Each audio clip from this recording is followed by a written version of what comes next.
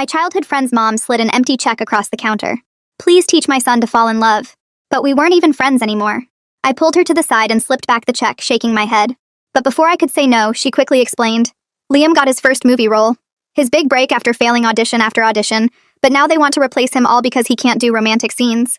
I'm desperate and you're the only one I trust. She handed me the blank check again, but I just smiled and pushed it back.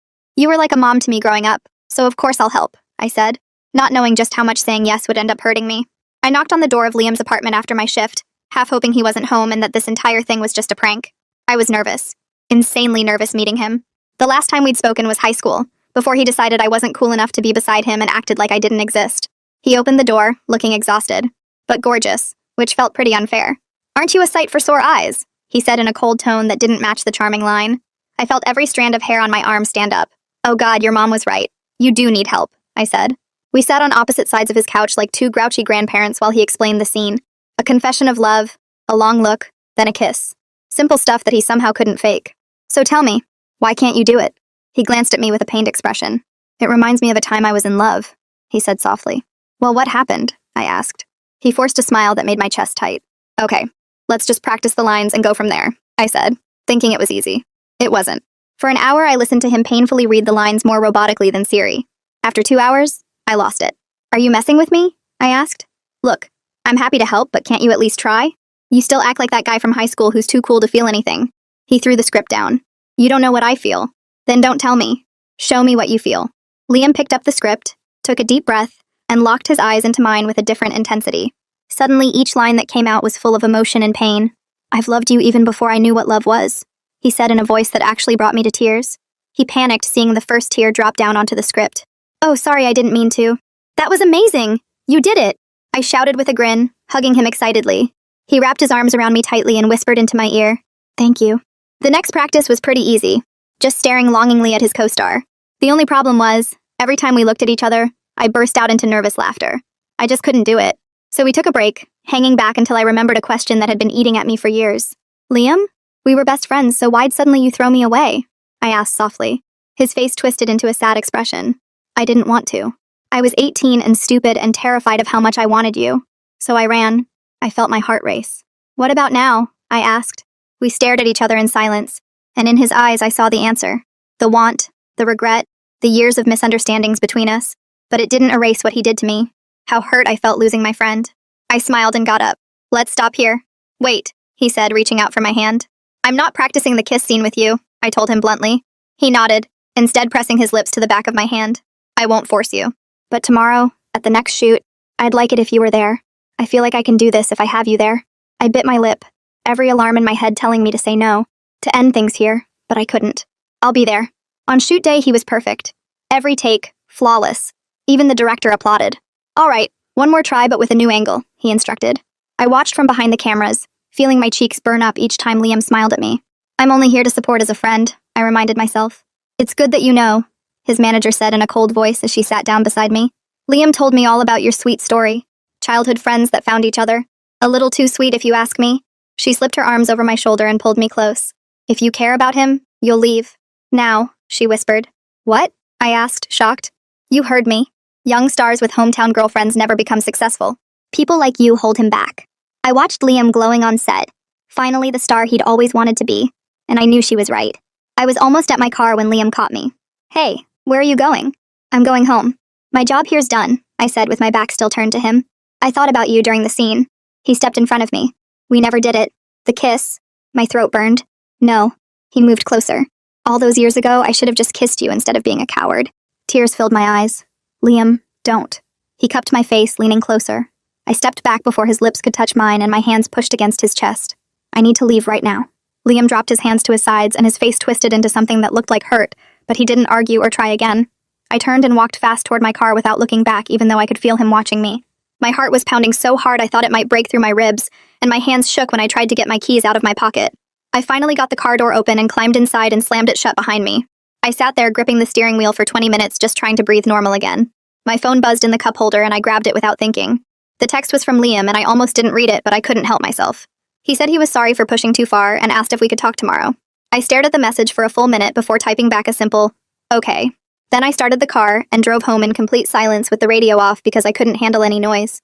The almost kiss kept playing in my head over and over like a movie stuck on repeat. His face so close to mine, the way his hands felt on my cheeks. How badly part of me wanted to just let it happen. The next morning at work, I was a total mess. I took a customer's order for a coffee with cream and somehow made it with sugar instead. The customer was nice about it, but my manager gave me a look. Then I messed up another order by giving someone the wrong sandwich entirely. My coworker pulled me aside during our break and asked if I was okay. I told her I just didn't sleep well last night, which was true, but not the whole truth. What I didn't say was that I couldn't stop thinking about Liam and what would have happened if I hadn't stepped back. Would we have kissed? Would it have been amazing or awful? Would it have made everything more complicated than it already was? My phone buzzed halfway through my shift and I checked it when I went to the bathroom. Liam had texted me the address of a coffee shop across town and asked if I could meet him after work. I stood there in the bathroom staring at my phone for way too long. We needed to actually talk about what happened, instead of just pretending everything was fine. I texted back that I'd be there and spent the rest of my shift thinking about what I wanted to say. I needed to tell him about boundaries and how much he hurt me back in high school. I practiced the words in my head while I made drinks and rang up customers. The coffee shop was quiet when I got there after my shift. Liam was already sitting at a corner table with 2 cups in front of him, and he stood up when he saw me walk in. We sat down across from each other, and the tension between us was so thick I could almost touch it. He pushed one of the cups toward me, and I wrapped my hands around it even though I wasn't thirsty. He started talking before I could say anything. He said he was genuinely sorry for trying to kiss me when I'd told him clearly that I wouldn't practice that scene. His voice was steady, and he looked right at me when he said it. I appreciated that he was taking responsibility instead of making excuses about the moment or how he was feeling. I took a breath and told him I couldn't just pick up where we left off years ago like nothing happened between us. The way he ghosted me in high school actually damaged my ability to trust people, and especially him. He sat there listening without interrupting, which surprised me because the old Liam would have jumped in with explanations. I kept talking and described how much his leaving hurt me, how I spent months wondering what I did wrong, how I stopped letting people get close after that. I could see the regret on his face getting deeper with every word I said. His jaw was tight and he kept looking down at his coffee cup like he couldn't stand to see what his actions had done to me. Then Liam told me something I wasn't expecting. He said he'd been seeing a therapist for 2 weeks now to work on his performance anxiety with the romantic scenes. He explained that the therapist helped him realize he's been running from anything that makes him feel vulnerable his whole adult life. Not just acting, but relationships and real conversations, and anything that required him to actually show up emotionally. I was genuinely surprised he was taking this seriously enough to get professional help instead of just relying on me to fix everything for him. It made me see him a little differently, like maybe he actually wanted to change, and not just get through this one film. We talked for another hour about what working together would look like going forward. We agreed to keep helping each other, but with way clearer boundaries about what was coaching and what was personal stuff. No more late-night practices at his apartment where the lines got blurry. No more moments where helping him act turned into actual feelings developing between us. I felt relieved to have some structure even though a small part of me was disappointed we were pulling back. At least this way I knew what to expect, and could protect myself from getting hurt again. That evening I was making dinner when my phone rang. It was his mom and she sounded worried. She said Liam told her about what happened in the parking lot with the almost kiss. She started apologizing for putting too much pressure on me by asking for help in the first place. I stopped her and told her I made my own choice to help, and I didn't regret it. I also said I was actually glad Liam was getting therapy support because he needed more than just me. She was quiet for a second, and then thanked me for being honest with her and for still caring about her son, even after everything. The next practice session happened in a neutral rehearsal space the production company rented downtown. It was a big empty room with mirrors on one wall and folding chairs stacked in the corner. Way more professional and way less emotionally dangerous than being alone in his apartment. We worked on the staring scene using proper acting techniques like imagining specific memories to draw from and having clear objectives for what the character wants. Liam did the exercise where he pictured a moment from his past that made him feel the same way his character should feel. He stared at me during the practice, but it felt different this time, more controlled and less personal. I realized he was actually learning to separate his real feelings from the character's feelings, and that was real progress that didn't depend on whatever unresolved tension existed between us. We ran through the staring scene 3 more times and each one got better. Liam held my gaze for the full 30 seconds without breaking character or letting his real feelings show on his face. He blinked at the right moments and shifted his weight naturally, like the director had told him to do during the last shoot. I watched him transform into someone who could look at me without all the history sitting between us. The 4th run-through was so good, I actually forgot we were practicing and got lost in his performance. When he finished, I clapped and told him that was exactly what the camera needed to see. He smiled and grabbed his water bottle, looking more relaxed than I'd seen him in weeks. We were packing up our stuff when I heard footsteps echo across the empty rehearsal space. His manager stood in the doorway with her arms crossed, watching us with that same cold expression she'd worn at the film set. She walked over slowly, and I felt my stomach drop because I knew she was about to say something that would ruin the good mood. Liam greeted her, but she ignored him completely and focused on me instead. She waited until he stepped away to check his phone before pulling me toward the corner of the room. Her voice was quiet, but sharp when she said she was glad I was finally keeping appropriate distance from her client. I wanted to argue, but I just nodded because getting into it with her wasn't worth the energy. She kept talking about how professional boundaries were important for Liam's image and how mixing personal feelings with work was dangerous for his career. I nodded again and she seemed satisfied, turning to talk to Liam about his schedule for next week. I grabbed my bag and headed for the door, feeling her eyes on my back the whole way out. 2 days later, Liam texted me that the director wanted him back on set to film the confession scene with proper lighting. The message said I was allowed to come as his acting coach, but I had to stay behind the monitors with the crew. I agreed and showed up early to the studio lot, parking in the visitor section and walking past security with my guest pass. The set was busy with crew members adjusting lights and moving cameras into position. I found a spot behind the monitors where I could see everything but stay out of the way. Liam arrived 20 minutes later looking nervous but ready. He waved at me from across the set and I gave him a thumbs up. The director called for quiet and they started blocking the scene. Liam stood in his mark and ran through the lines with his co-star while the director made notes. Between takes, Liam kept glancing toward me and I made sure to give him encouraging signals without being obvious about it. His manager stood on the other side of the monitors, watching everything with her usual serious expression. The first take went well, and the director asked for another one with a different camera angle. Liam nailed it again and I felt proud watching him work. The crew reset for take 3 and I noticed his co-star looking over at me. She finished her scene and walked straight toward where I was standing. I tensed up expecting her to be cold or competitive, but she smiled warmly and introduced herself. She said Liam talks about me constantly, and she could tell I'd helped him break through whatever was blocking him before. Her kindness caught me off guard because I'd assumed she would see me as competition, or just another person in the way. We talked for a few minutes about acting techniques, and she mentioned how much Liam's performance had improved in the last few weeks. I thanked her and she squeezed my arm before heading back to set for the next take. The director called for one more run-through, and this time everything clicked perfectly. Liam delivered his lines with the exact emotion the scene needed, and his co-star matched his energy. When the director yelled cut, the whole crew started clapping. The director walked over to Liam and told him that was unusually efficient. Only 4 takes to get the scene wrapped. Liam looked exhausted, but his face showed how proud he felt. I stayed behind the monitors, but I felt proud too, knowing I'd helped him get to this point even though our personal situation was still complicated. The crew started breaking down the set and Liam came over to where I was standing. He thanked me quietly and I told him he did all the hard work himself. His manager appeared and reminded him about press interviews scheduled for later. I said goodbye and headed for my car, feeling good about how the day went. That evening, my phone buzzed with a text from Liam asking if I wanted to grab dinner to celebrate the successful shoot. I stared at the message for a minute, knowing that saying yes would feel too much like a date. I typed back suggesting we include his mom so it would feel more like a friendly celebration instead. He responded immediately saying that was a great idea.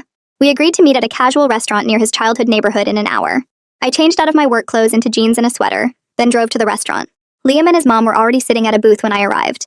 His mom stood up and hugged me tightly, thanking me again for helping her son. We ordered food and started talking about the shoot. Liam described how nervous he'd been before the first take, and how the director's feedback helped him adjust his performance. His mom listened with obvious pride on her face. Then she started sharing stories about Liam's awkward middle school years. She told us about the time he tried out for the school play and forgot all his lines during the audition. We all laughed and Liam covered his face with his hands. She described how he used to practice monologues in the bathroom mirror for hours. The nostalgia felt bittersweet because I remembered being there for some of those moments before everything fell apart between us. Liam caught my eye during one story about a talent show disaster, and I could see he was remembering the same things I was. His mom kept talking, and the conversation flowed easily. We finished eating and paid the bill. Outside the restaurant, his mom hugged me goodbye and whispered that she was sorry for how things ended between us back then. She admitted she'd told him to focus on his career and auditions instead of relationships, which she now regrets. I pulled back and looked at her face, surprised to learn she'd influenced his decision to ghost me. She squeezed my hand and said she was wrong to interfere. I told her I appreciated her honesty even though it didn't change what happened. She nodded and walked to her car, leaving Liam and me standing in the parking lot. We stood there in awkward silence for a minute before Liam asked if we could talk. I nodded and we walked toward my car slowly. He started explaining that back in high school, his mom's pressure combined with his own fear of failing at both acting and relationships made him shut down emotionally. He said he felt like he had to choose between keeping me in his life and pursuing his dream. I listened without interrupting because I needed to hear his side. He admitted that shutting me out was the easier choice at the time, because facing his feelings for me felt too scary. His voice got quiet when he said he knew it was wrong, but he didn't know how to fix it back then. I leaned against my car and told him I understood the context better now, but it didn't excuse what he did. We were both quiet for a moment. Then I shared that after he ghosted me, I struggled with feeling like I wasn't good enough or interesting enough to keep people around. I explained how his abandonment made me question my worth for years. He looked genuinely devastated hearing how his actions affected my self-worth. His eyes got watery and he apologized again. We stood in the parking lot for another hour just talking through everything. The weight of old pain sat between us, but naming it out loud made it feel less heavy. Eventually I said I needed to go home and get some sleep. He walked me to my driver's side door and we hugged briefly. I drove home feeling emotionally drained but also lighter somehow. like we'd finally said things that needed to be said years ago. I turned my head so his lips caught my cheek instead of my mouth. He pulled back immediately and dropped his hands.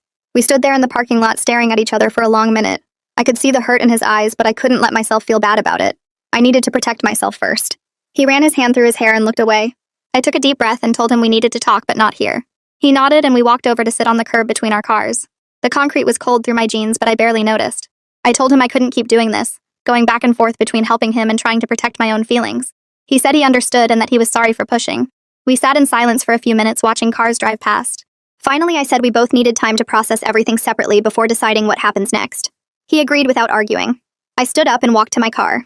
He stayed sitting on the curb, looking defeated. I drove home with my windows down, letting the cold air keep me alert. My hands shook a little on the steering wheel. The drive took 20 minutes, and I spent the whole time replaying the conversation in my head. When I got home, I collapsed on my couch, still wearing my jacket. My apartment felt too quiet. I grabbed my phone to scroll through social media, but couldn't focus on anything. About an hour later, my phone buzzed with a text from Liam. It just said, "Thank you for being honest, even when it's hard." I stared at the message for a while before typing back that I appreciated him respecting my boundaries. Then I turned off my phone and went to bed, even though it was only 8:30. The next 2 weeks passed slowly. Liam and I barely texted except for a few quick check-ins. He was filming other scenes that didn't involve romance, so he didn't need my help. I picked up extra shifts at work and caught up on all the sleep I'd been missing. My boss pulled me aside one day and said I seemed more focused lately. I hadn't realized how distracted I'd been until she pointed it out. The Liam situation had been eating up so much of my mental energy without me even noticing. I spent my free time catching up with other friends I'd been neglecting. My coworker asked if I wanted to grab drinks after our shift, and I said yes for the first time in weeks. We went to a bar near work, and I told her a very edited version of what had been going on. She said it sounded complicated, and I laughed because that was the understatement of the year. Work felt easier when I wasn't constantly checking my phone or worrying about Liam's next practice session. I reorganized my entire apartment one weekend just to keep busy. I deep cleaned my kitchen and finally fixed the loose cabinet door that had been broken for months. My life felt more normal than it had in weeks. On a Tuesday evening, my phone buzzed with a text from Liam. He said his therapist wanted him to write a letter apologizing for how he treated me in high school. It wasn't meant to be sent, just a processing exercise. He asked if I'd be willing to read it when he was done because he valued my perspective. I sat on my couch staring at the message. Part of me wanted to say no and keep the distance we'd built. But I was curious about what he would say when he really thought through his actions. I texted back that I'd read it. He sent back a simple thank you. I wondered how long it would take him to write it. I didn't have to wonder long. A few days later, my phone dinged with an email notification. Liam had sent me a document titled Just Letter. I opened it on my laptop and saw it was 3 pages long. I made myself a cup of tea and settled into my reading chair. The letter started with him taking full responsibility for ghosting me in high school. He wrote about being 18 and stupid and scared of his own feelings. He described specific moments when he'd been cruel or cold to me. He talked about seeing me in the hallway and deliberately looking away. He wrote about the time I'd tried to talk to him at lunch, and he'd walked past me like I was invisible. Reading those details hurt because I remembered every single one of them. He didn't make any excuses or try to justify his behavior. He just owned what he'd done and how wrong it was. The second page got into his fear of failing at acting, and how he'd convinced himself he had to choose between his dreams and relationships. He wrote about his mom's pressure, and how he'd used that as an excuse to run away from anything that felt too real. The third page was about regret. He wrote that pushing me away was the biggest mistake of his life. He said he'd thought about me constantly over the years but was too ashamed to reach out.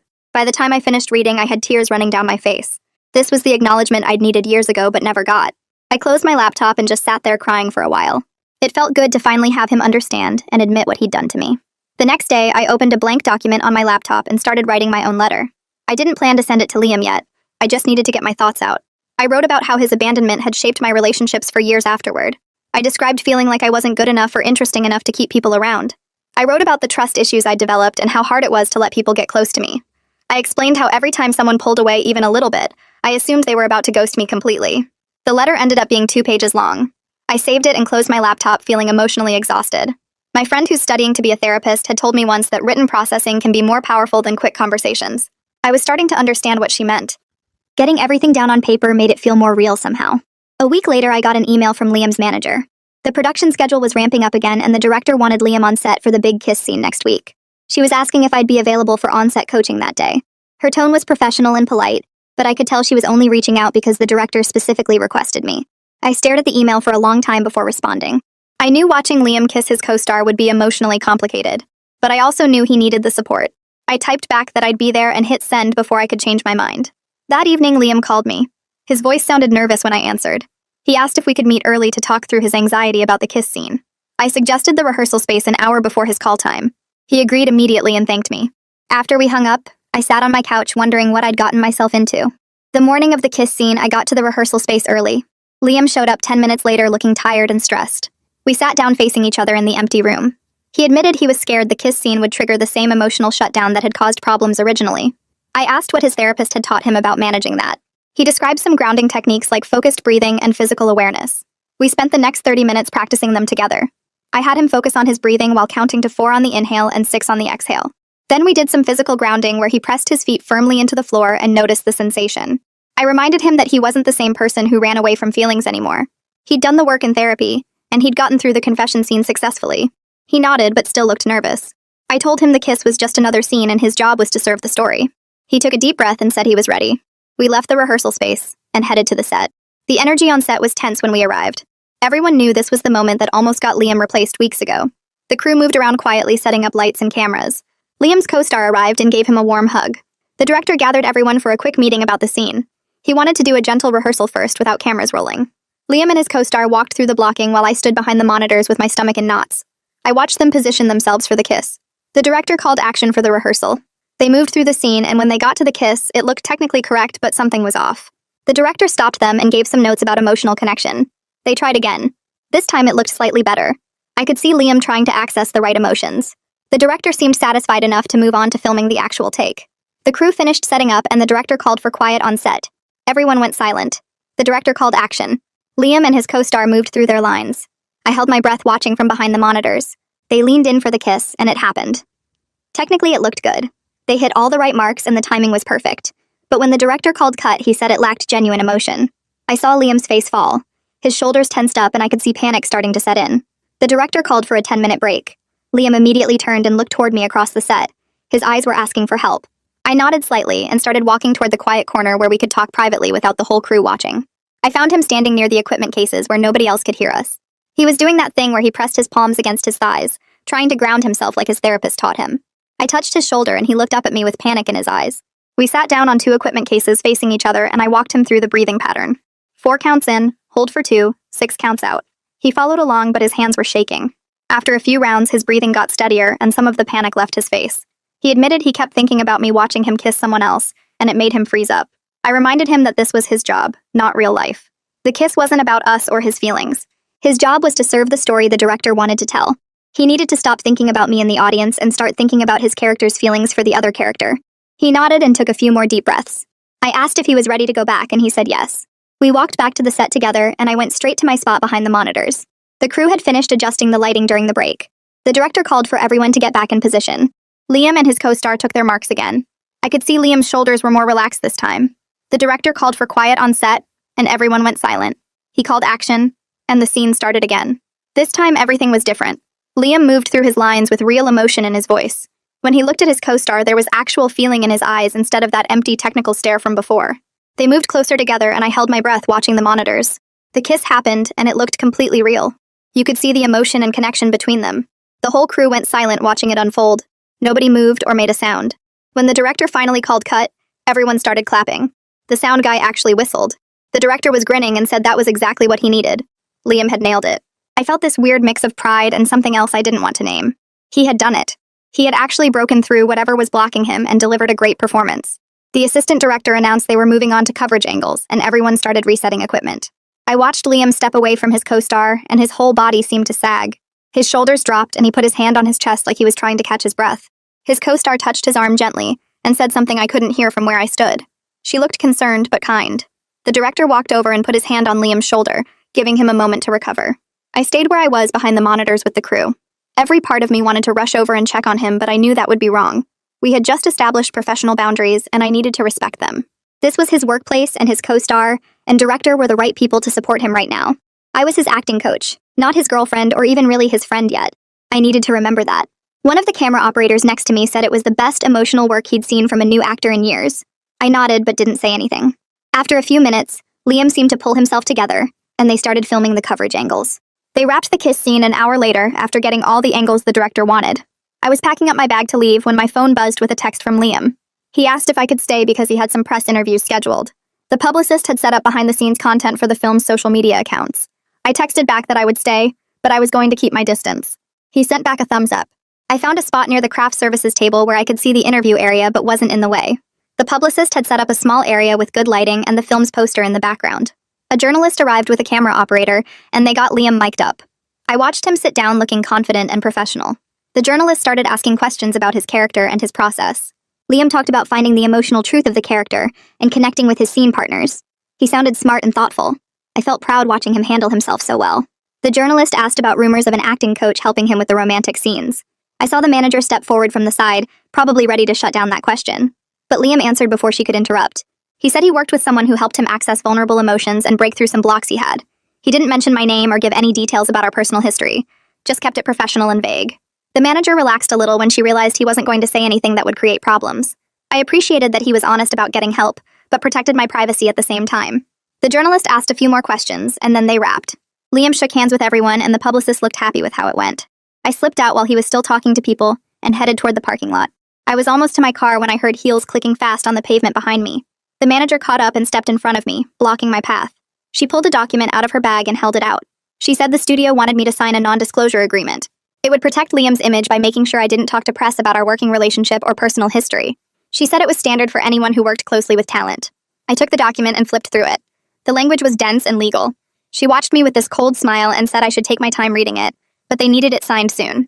I folded it and put it in my bag without saying anything. She told me to have a good evening and walked back toward the building.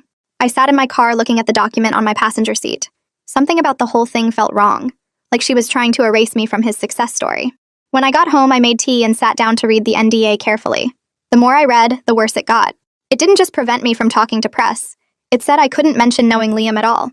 I couldn't talk about our friendship, our history, or even acknowledge that I helped him. It was way too broad. I grabbed my phone and texted Liam asking if he knew about this. 3 dots appeared immediately, and then my phone rang. He sounded angry when I answered. He said he had no idea his manager did this, and she went completely behind his back. I read him some of the language from the NDA, and he got even more upset. He said he never approved anything like this, and he was going to deal with it tomorrow. I told him I wasn't planning to sign it regardless. He said good, and that he was sorry his manager was acting like this. We talked for a few more minutes, and then said goodnight. The next morning, I was getting ready for work when Liam texted that he was meeting with his manager in an hour. He sounded stressed. I told him good luck and went to my shift. Around noon, he texted that the meeting was done and he would fill me in later. When I got off work that evening, he called and told me everything. He had refused to let me sign the NDA. He told his manager that I was allowed to exist in his life and talk about our friendship if I wanted to. She apparently lost it and warned him that mixing personal and professional relationships would damage his career. She said hometown connections make young stars look small and unmarketable. He told her that was his choice to make, not hers. She backed down, but made it clear she thought he was making a huge mistake. I didn't know what to say. Nobody had ever stood up for me like that before, especially not at a potential cost to themselves. 2 days later, my boss called me into her office. My stomach dropped the second I saw her serious expression. She pulled up the schedule on her computer and showed me where I had missed or swapped 12 shifts over the past 2 months. I had been so focused on helping Liam that I hadn't realized how bad it had gotten. She handed me a written warning and said one more scheduling problem would result in termination. I apologized and promised it wouldn't happen again. She said she hoped not because I was a good worker when I actually showed up. I left her office feeling sick. This whole situation with Liam was costing me my actual job and I hadn't been paying attention. I texted Liam and asked if we could meet at the diner. He was already there when I arrived, sitting in a booth near the back. I slid in across from him and just said it straight. I couldn't keep putting his career ahead of my own job. I had just gotten a written warning, and one more problem would get me fired. He looked devastated. He said he didn't realize how much time and energy I was giving up. I explained that I had been missing shifts and swapping with coworkers constantly to be available for his filming schedule. He asked why I didn't tell him sooner. I admitted I didn't want to seem like I was complaining or make it about me when he was dealing with so much pressure. He reached across the table but didn't touch my hand. He said this whole arrangement had been completely unfair to me from the start. His career was taking off while mine was falling apart. I was sacrificing everything to help him succeed, and he was taking it for granted. We sat there in silence for a while, both of us recognizing that there was no easy answer to the basic unfairness of the situation. Liam pulled out his phone and opened his banking app, sliding it across the table toward me. He started talking about setting up a payment for my coaching time and figuring out an hourly rate that made sense. I felt my face get hot and pushed the phone back toward him harder than I meant to. I reminded him that his mom offered me a blank check at the very beginning, and I said no because this was never about money. He looked confused for a second before putting his phone away and apologizing. He said he was just trying to figure out how to make things more fair between us since I was giving up so much. I told him money wouldn't fix the basic problem of me putting his career ahead of my own life. We sat there not talking for what felt like forever, both of us staring at our coffee cups instead of each other. The diner was pretty empty by then, and I could hear the kitchen staff cleaning up in the back. I watched a couple at another table laughing about something and felt jealous of how simple their night looked. Liam finally broke the silence by suggesting something I didn't expect. He said we should take a complete break from seeing each other until after the film wrapped in 3 weeks. He needed to prove to himself and to me that he could finish this project on his own without depending on me for every emotional moment. I felt this weird mix of relief and sadness hearing that. Part of me wanted the space to focus on my own job and stop worrying about his filming schedule. But another part of me felt scared that 3 weeks apart might make it easier for both of us to just walk away completely. I agreed to the break anyway because he was right that we needed some distance. He paid for our coffee and we walked out to the parking lot together. Before getting in his car, he turned and thanked me for everything. Not just the coaching, but for being honest about how unfair things had gotten. I drove home feeling lighter somehow, like naming all the problems out loud had taken away some of their power over me. The next 3 weeks went by slower than I expected. Liam and I only texted a few times, just quick check-ins about how things were going. He sent me updates that filming was going well and he was using all the techniques we practiced together. I focused completely on my job and picked up every extra shift my boss offered. I showed up early, stayed late, and never asked to swap schedules with anyone. My coworkers noticed the change, and a couple of them asked if everything was okay since I seemed more focused. I just told them I was trying to save money and needed the hours. My boss called me into her office after 2 weeks and I got nervous thinking I was in trouble again. Instead, she told me she appreciated my improved reliability and wanted to give me more responsibility. She offered me lead duties on weekend shifts, which came with a small pay bump. I accepted immediately and felt proud of myself for rebuilding my reputation. At night, I'd lie in bed and wonder how Liam was doing on set. I'd pull up his last text and read it again, looking for hidden meanings in his simple updates about filming. Sometimes I'd start typing a longer message asking how he was really feeling, but then I'd delete it and put my phone down. The space between us felt necessary, but also kind of painful. His mom called me one evening while I was making dinner in my tiny apartment. I almost didn't answer because I wasn't sure I wanted to talk about Liam, but something made me pick up. She started by thanking me for everything I'd done for her son over the past few months. Her voice sounded different from usual, softer and more honest. She admitted she was wrong to push him away from relationships years ago when he was first starting to audition. She said she thought she was protecting his career, but really she was just scared of him getting distracted or hurt. Then she apologized for pressuring me into helping without thinking about what it would cost me personally. She said she saw me as the solution to Liam's problem without considering that I had my own life and job and feelings to protect. Her apology felt real in a way that surprised me. I told her I appreciated her saying all that and I didn't blame her for asking me to help. I explained that I made my own choice to say yes, and I was glad Liam was doing better even if things between us got complicated. She asked if I was doing okay, and I admitted the past few months had been hard on me. She offered to help if I ever needed anything, and I could tell she meant it. After we hung up, I sat on my couch for a while, just processing the conversation. It felt good to have her acknowledge her part in everything, instead of just focusing on Liam's success. My phone buzzed with a text from Liam 3 days later. He said they wrapped principal photography that afternoon, and the director specifically thanked him for his emotional performance in front of the whole crew. I could feel his pride and happiness coming through, even in the short message. He said he couldn't have done it without my help getting him past his blocks. I texted back congratulating him and telling him I was proud of how hard he worked. I meant it too, even though I wasn't there for the final weeks of filming. He'd actually finished the project independently like he said he wanted to prove he could. I felt proud of him, but also proud of myself for setting boundaries and sticking to them. That night, I treated myself to take out from my favorite place and watched a movie on my laptop. I felt content in a way I hadn't in months, like I was finally taking care of myself instead of just helping everyone else. 2 days later, I was finishing up my shift at work when I saw Liam waiting near the entrance. My heart started beating faster and I had to take a second to calm down before walking over to him. He looked tired but good, like someone who just finished a big project. He asked if we could take a walk and talk now that the 3 weeks were up. I was nervous, but I agreed, and we headed toward a park that was a few blocks away.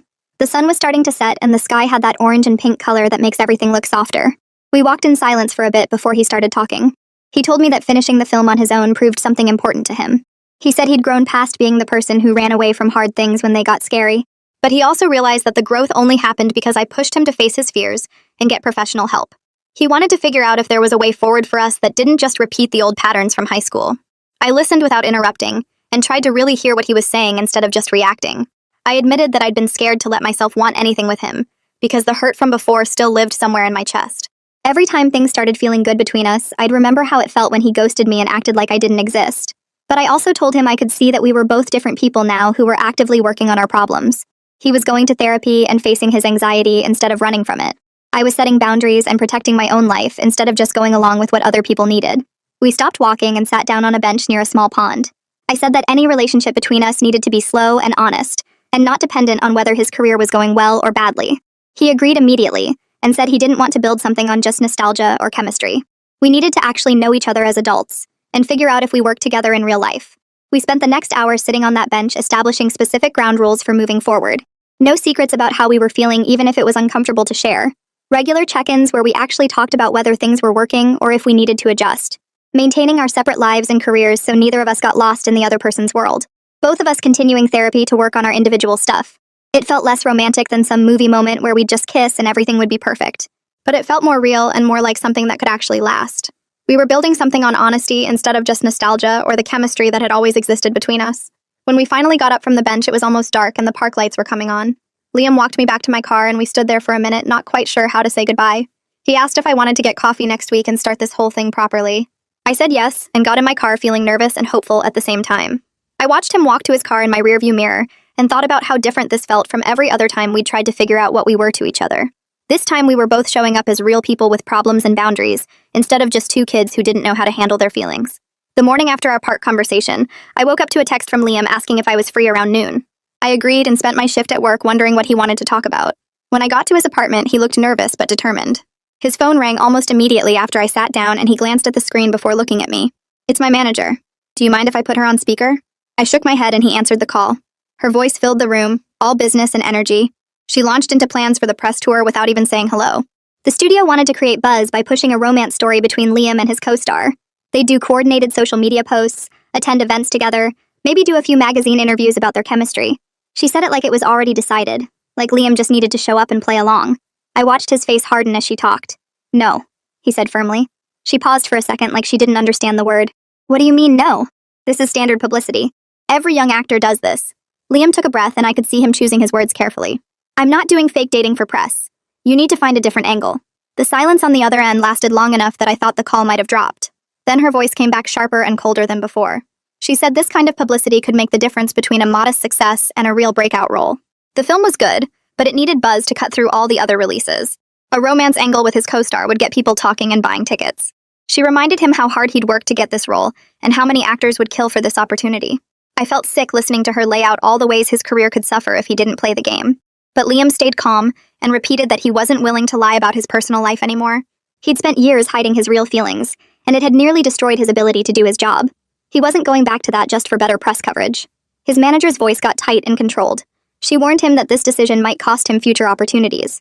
Directors and producers liked actors who understood the business side of things. But Liam thanked her for her concern and said he'd take that risk. After another long pause, she said fine with obvious frustration and hung up. Liam set his phone down and looked at me with this expression that was half scared and half proud. I told him that took guts, and he said he hoped it wasn't stupid. A few days later, he texted me that the production company had pivoted their strategy.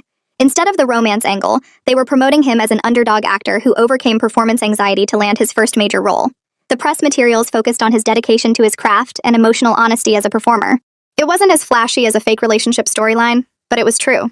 Liam seemed relieved when he told me about it, like he'd been holding his breath waiting to see if standing up for himself would blow up his career. Over the next few months, we fell into a routine that felt completely different from high school. Every Tuesday after my morning shift, we met at the same coffee shop halfway between our places. We'd sit at the corner table by the window and talk about regular life stuff. He told me about auditions and script readings. I told him about difficult customers and my coworker who kept trying to set me up with her nephew. We shared details about our separate lives instead of getting lost in each other's worlds. The attraction was still there, obvious in the way we'd catch each other staring, or how our knees would touch under the table. But we were both serious about taking things slow. We needed to actually know each other as adults instead of just running on nostalgia and chemistry. Some weeks, the coffee dates felt easy and natural. Other weeks, they felt awkward, like we were still figuring out how to be around each other. But we kept showing up every Tuesday, which felt important somehow. At work, my boss called me into her office one morning and I thought I was in trouble again. Instead, she said she'd noticed my improved reliability over the past few months. I hadn't missed a shift or shown up late since that written warning. She offered me a promotion to shift supervisor with a small raise. It wasn't a huge amount of money, but it meant I'd have more responsibility and better hours.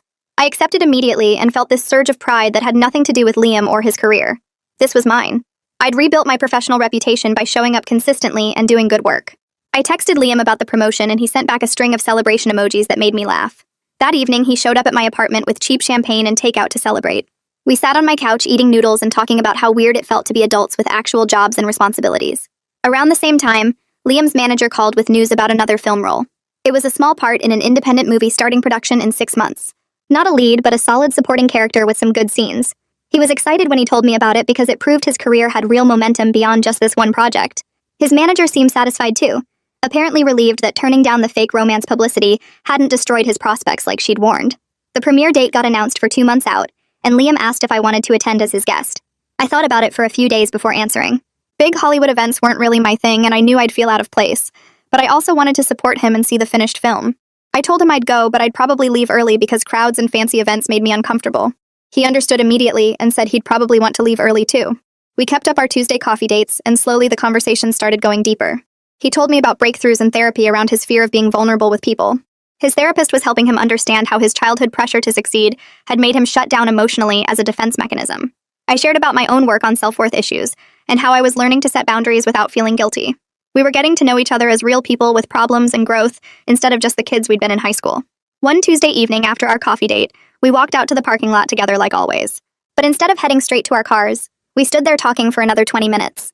When we finally started walking, Liam reached for my hand. I felt my breath catch, but I didn't pull away. His hand was warm and his grip was gentle, like he was giving me space to change my mind. We walked to my car in comfortable silence, not needing to fill the quiet with words. It was a small gesture, but it felt huge because it wasn't rushed or pressured by some big romantic moment, just two people choosing to be close. I drove home with my hand still tingling, and this feeling in my chest that was nervous and hopeful at the same time. The week before the premiere, Liam called me sounding stressed. His anxiety was spiking about seeing the film with a full audience for the first time. He was worried people would hate his performance or that the scenes we'd worked on would fall flat. I suggested we meet at the old rehearsal space where we'd practiced months ago. When I got there, he was pacing and running his hands through his hair repeatedly. We sat down on the floor, and I walked him through the grounding techniques that had helped him on set, the breathing exercises and physical awareness stuff his therapist had taught him. I reminded him that he'd already done all the hard work. The performance was locked in and finished. Now he just got to see the results and trust that he'd done his job well. We practiced the techniques for about an hour until his breathing evened out and his shoulders relaxed. Before I left, he thanked me for still showing up for him, even though the coaching part was technically over. I told him that's what friends do, and he smiled in a way that made my stomach flip. Premiere night finally arrived, and I stood in front of my bathroom mirror adjusting the simple black dress my coworker let me borrow. The fabric felt strange against my skin because I almost never wore anything this fancy. I checked my phone 3 times on the drive to the venue, my hands sweating against the steering wheel. The parking lot was already crowded with expensive cars and people in suits and gowns walking toward the entrance. I spotted Liam standing near the red carpet setup, looking uncomfortable in his dark suit, his hands shoved in his pockets while photographers called out to other arriving guests. When he saw me walking toward him, his whole body relaxed, and he smiled that real smile I'd been seeing more often lately. We stood together for a moment without saying anything, just existing in the nervous energy of the night. His publicist appeared and guided us toward the photo area where cameras flashed bright enough to hurt my eyes. Liam kept his hand on my lower back as we posed for maybe 30 seconds before I tugged his sleeve and we escaped inside the theater. The lobby was packed with industry people holding champagne glasses and talking loudly over each other. I recognized some faces from the set and a few actors I'd seen in other movies. We found our seats in the middle section, and I noticed how Liam's leg bounced up and down until the lights dimmed. Watching the film felt completely surreal because every romantic scene on screen reminded me of the hours we spent practicing in his apartment and the rehearsal space. The other audience members laughed at the funny parts and went quiet during the serious moments. When the kiss scene appeared on screen, I heard several people react with audible sounds of approval, and I felt my chest get tight. Liam reached over in the darkness and squeezed my hand gently, not looking at me but acknowledging what we both knew about that scene. His hand was warm, and I squeezed back before he let go. The rest of the film passed in a blur of images and music. When the credits started rolling, the entire theater erupted in applause that lasted for at least 2 minutes. People around us stood up clapping, and several turned to look at Liam with approving nods. We stood too, and I watched him take in the moment, his face showing relief and pride mixed together. The director made his way through the crowd and shook Liam's hand enthusiastically, while other industry people formed a line to congratulate him. His performance wasn't going to win awards, but it was solid and honest, which felt like a bigger accomplishment given where he'd started. The director found me standing off to the side and leaned in close to say thanks for helping Liam break through whatever was blocking him. I just nodded because I didn't know what else to say. The after-party took over the entire top floor of a hotel nearby with loud music and too many people crammed into a space that felt way too hot. I tried to stay near Liam but kept getting separated by people wanting to talk to him about the film or future projects. After about 40 minutes, the noise and the crowd pressing in from all sides made my chest feel tight and my breathing got shallow. Liam noticed me backing toward a wall and he excused himself from whatever conversation he was in. We slipped out a side door that led to a quiet alley where the cool night air hit my face. He leaned against the brick wall and said he was sorry for dragging me into his world. I told him I chose to be here, but I was definitely ready to leave whenever he wanted to go. He nodded and we stood there for another few minutes just breathing in the quiet before heading back inside to grab our things. We left through a back exit and drove separately to the same diner where we'd had that hard conversation months ago about boundaries and taking space. The place was nearly empty at this late hour, and we slid into a booth near the back. We ordered coffee and fries and spent the next hour talking about what came next for both of us. Liam had another film starting production in a few months, and I was focused on my shift supervisor promotion and maybe taking some business classes at the community college. We agreed to keep building whatever this was between us slowly, checking in regularly about how we were feeling and supporting each other's separate goals instead of getting lost in each other. When we finally left the diner, he walked me to my car in the empty parking lot. We stood there for a moment in the space between our vehicles, and then he leaned in and kissed me gently. It felt like a beginning instead of some desperate attempt to recapture what we'd lost years ago. We were both nervous about the future, but we were committed to showing up honestly for each other, which felt like the most realistic kind of happy ending we could ask for. And that's the whole thing. Nothing scripted, just how it happened. Appreciate you hanging out and keeping me company. Swing by again whenever you feel like it.